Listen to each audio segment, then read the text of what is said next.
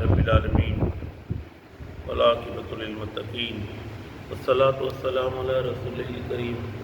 اما بعد فاعوذ باللہ من الشیطان الرجیم بسم اللہ الرحمن الرحیم پڑھی الصلاۃ والسلام علیکہ یا سیدی یا رسول اللہ الصلاۃ والسلام علیکہ یا سیدی یا رسول اللہ الصلاۃ والسلام علیکہ یا سیدی یا حبیب اللہ الصلاۃ والسلام علیکہ یا سیدی یا حبیب اللہ الصلاۃ والسلام علیکہ یا سیدی یا رحمۃ للعالمین الصلاۃ والسلام علیکہ یا سیدی یا رحمۃ للعالمین وعلی آلکہ واصحابکہ یا سیدی یا خاتم النبیین وعلی آلکہ واصحابکہ یا سیدی یا خاتم النبیین۔ عزیزان من، آج میں قرآن کریم فرقان حمید سورہ ہود کی آیت نمبر 47، 48، 49 کا ترجمہ تفسیر بیان کروں گا۔ اللہ کے دوستو، اللہ تعالیٰ مزید کو صحیح بیان کرنے کی، حق بیان کرنے کی توفیق عطا فرمائے، مجھے اور آپ قسم پر قائم و دائم رہنے کی توفیق عطا فرمائے۔ آج سورہ نوح یعنی نوح علیہ السلام کا واقعہ مکمل ہو جائے۔ اللہ تعالیٰ ارشاد فرماتا ہے قیل یا نوح، قیل یا نوح بسلام منا وبرکات علیک وعلی ممن معک۔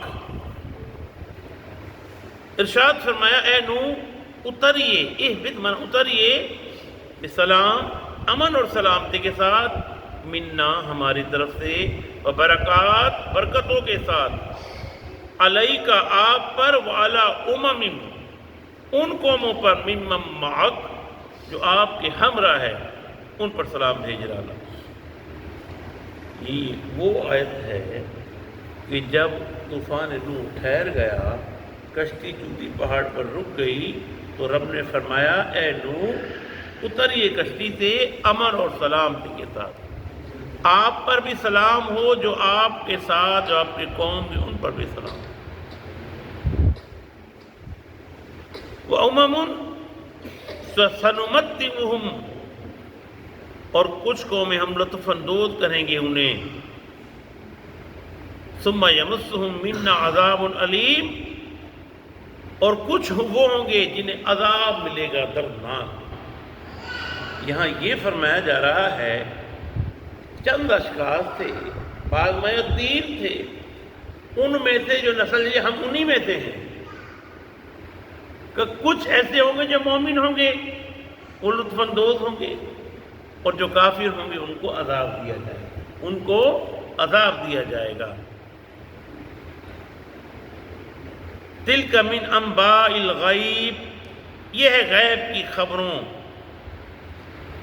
نوحیہا ہم وحی کر رہے ہیں انہیں، الیک آپ کی طرف، ما کنت تعلموہا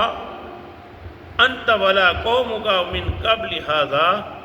آپ جانتے تھے اسے اور نہ آپ کی قوم اس سے پہلے۔ یعنی اب سوچنے کی بات ہے کہ یہ وہ فرمایا جا رہا ہے، کہا کہ وہ قوم پیدا ہوگی آپ میں سے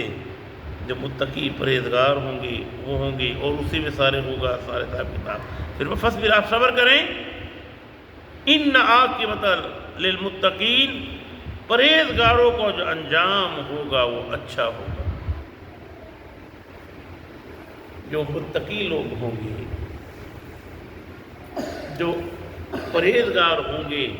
وہ جنت میں ہوں گے،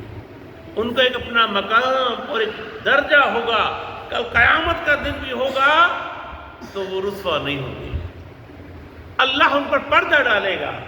اور فخر کا سبب بنیں گے، اور جو کافر، گنہگار، منافق، بدکار ہوں گے ان کے لیے رسوائی ہوگی۔ اللہ تعالیٰ کرنے کی توفیق عطا فرمائے۔ وما علینا